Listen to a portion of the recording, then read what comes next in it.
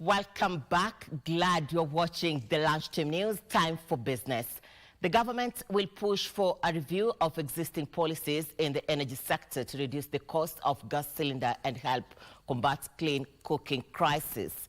Speaking during the International Energy Agency Clean Cooking Africa Summit in Paris, Energy Cabinet Secretary Davis Chirchir says the government will address the cost of LPG gas cylinders to ensure fair competition.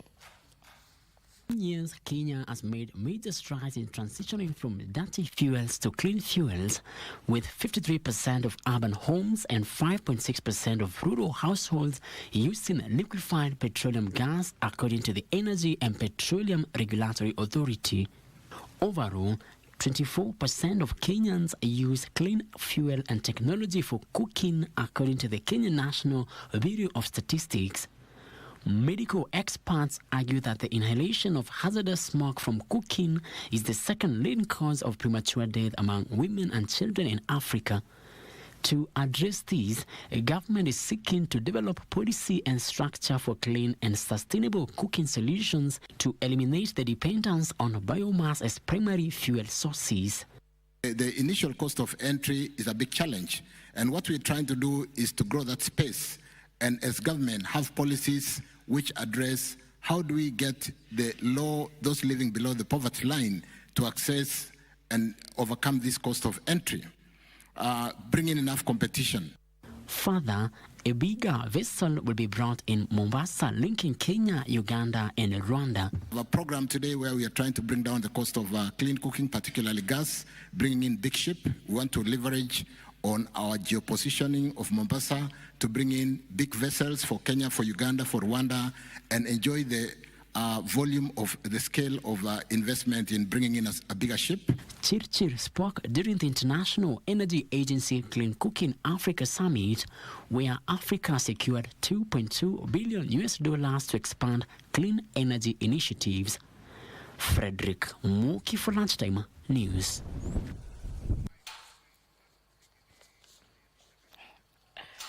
Now into interactive segment, and this afternoon we are going to talk about tiny black seeds, the Chia Seeds. And on set to discuss this is original Chia founder Martin Toft to give us more insight about these seeds. What are these seeds, Martin? Welcome on set. Thank you, and thank you very much for having me here. Chia seeds is the most nutritious, most complete food in the world. That is why it was taken away from the South Americans 500 years by the Spanish. They wanted to control, and chia was too powerful. And 15 years ago, I started with chia, and I introduced it first in Europe. Then I was the first to grow here in Africa, and then also India.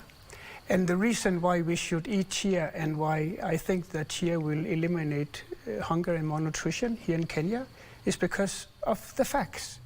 It has more than 20% protein with all amino acids, so it's like meat protein. It has more than 30% fat, omega-3 fat, the good for the brain. It has more than 30% fibers for our stomach, intestines, and it has all the minerals that we need and in high doses. Doesn't taste like anything, doesn't smell like anything. You can add it to anything you eat or drink and just make the meal more nutritious and more fulfilling. Is it safe for each and every group? Yes. Only children below 2 years.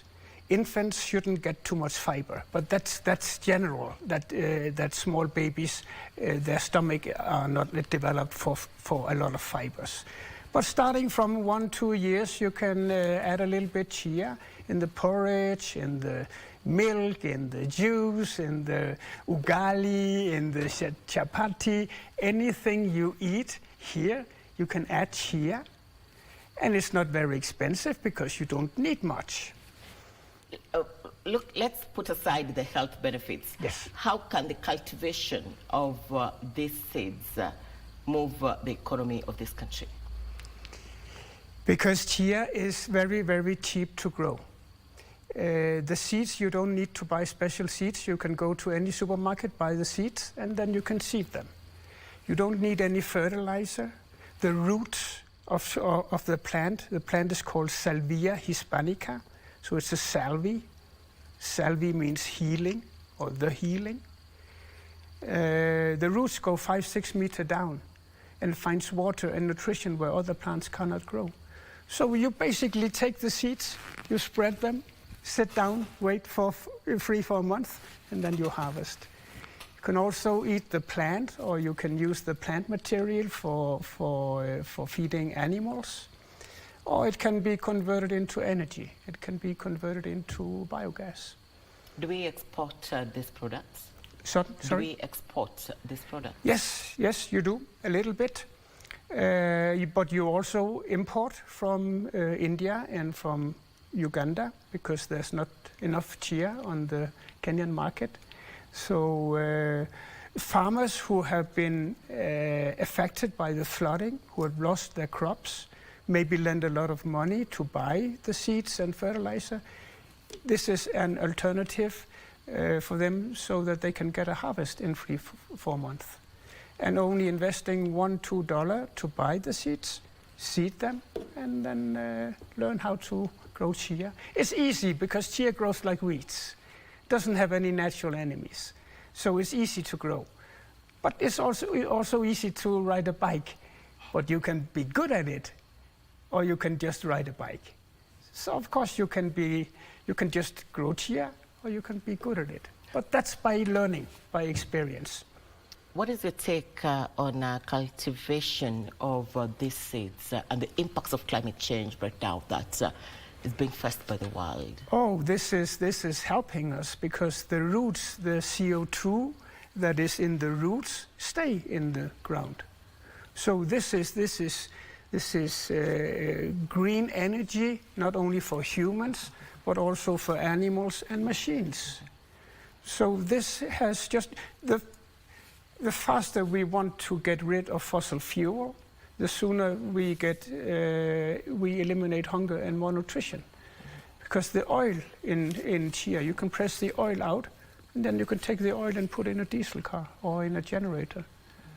So it creates green energy, and the leftover, which in my opinion is the most important part, is the protein and the fibers and the minerals for humans.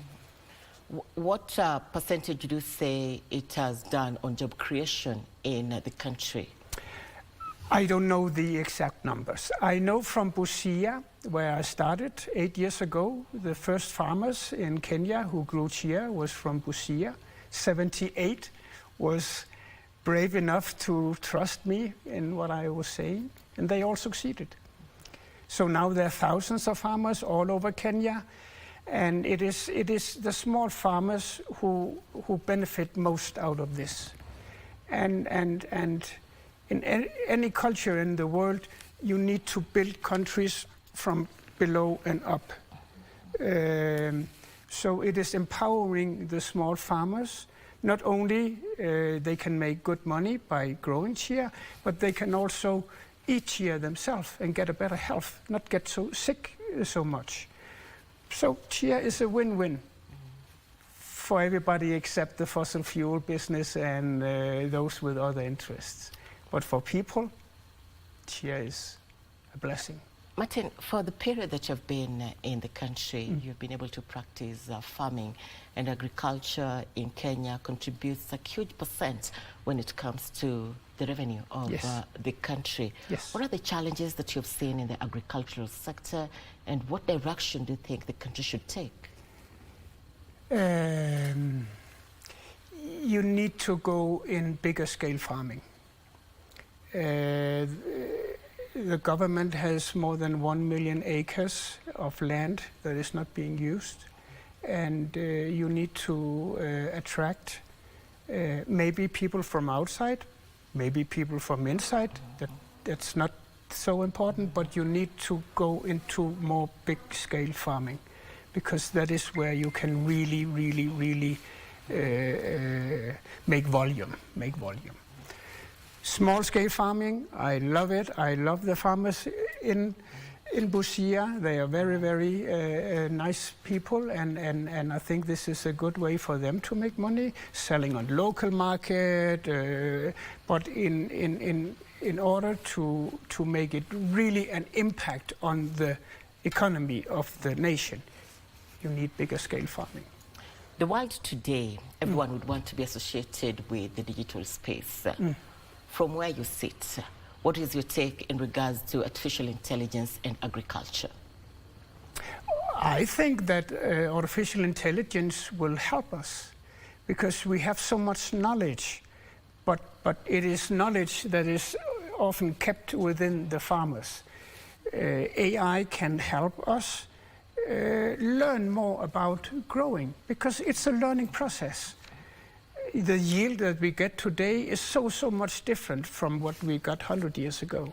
We get 10, 20 times more yield today on any crop because knowledge. Humans, it's our knowledge, our creativity. When we get a new resource, then our knowledge, our experience, our creativity has made this resource into something big that has changed the world. We know that from history.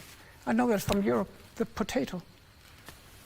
From the time you've been in the country, 8 years is quite some good time. You've been able to interact with the youth, and the government is really pushing on the employment of the youth in the country. Yes. Do you see potential for the youth in the agricultural space? Oh, yes.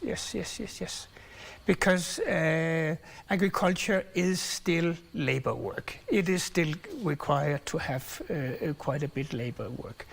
And taking the next steps with Chia, also using the plant material to make biogas, that will, of course, require people to work in those factories.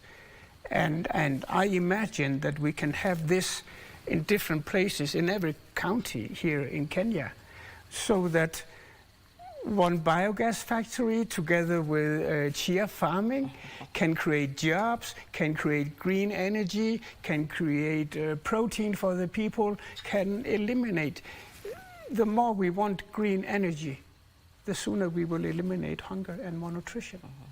You eat 10 to 15 grams, two spoons a day. I guarantee you, your stomach will tell you how good it is for you. And it will cost you like 10, 15 shilling, that's all. And you put it in water, in milk, and juice, in anything. It's kind of, it sounds too good to be truth. But I've been working with Chia. Chia has been my life for the last 15 years. 28th of January 2009, 11 o'clock in the morning, I know I have to spend the rest of my life with Chia. I'm so privileged in my life and blessed that I have been given the job to bring back a new crop, a new food. That's never happened before. So all I want with Chia is to help farmers and to help especially Africa eliminate hunger and malnutrition.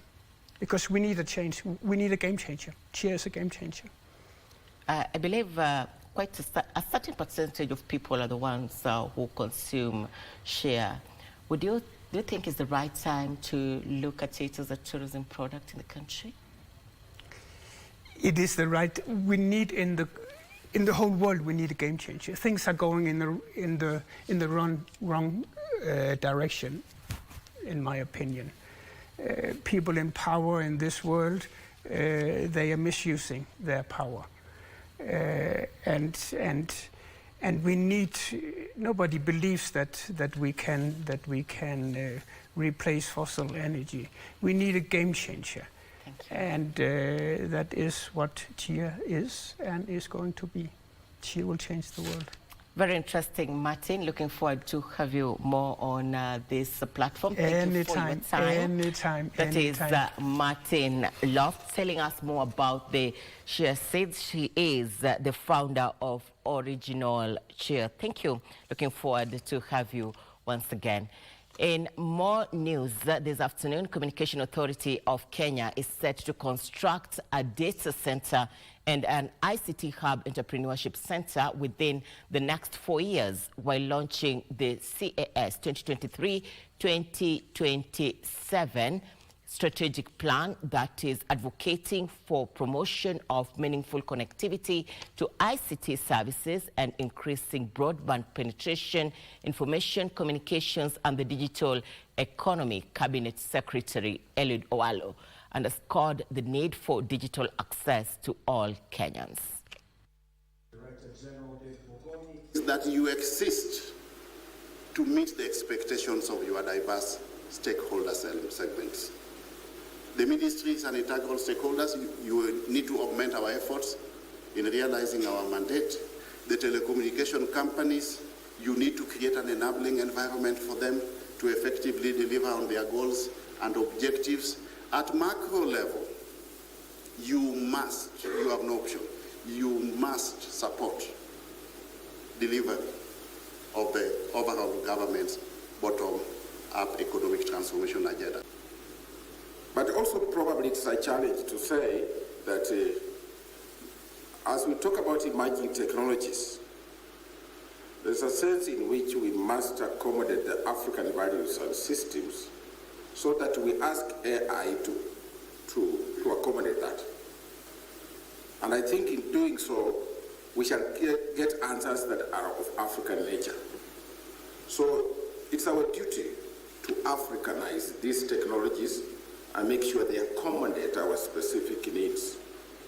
From increasing broadband penetration, adoption of emerging technologies, improvement of cybersecurity, expansion of postal and courier services, and the digital empowerment of women, the youth, and people living with disabilities. The 17 goals are backed by a robust implementation plan and regulated by a stringent monitoring and evaluation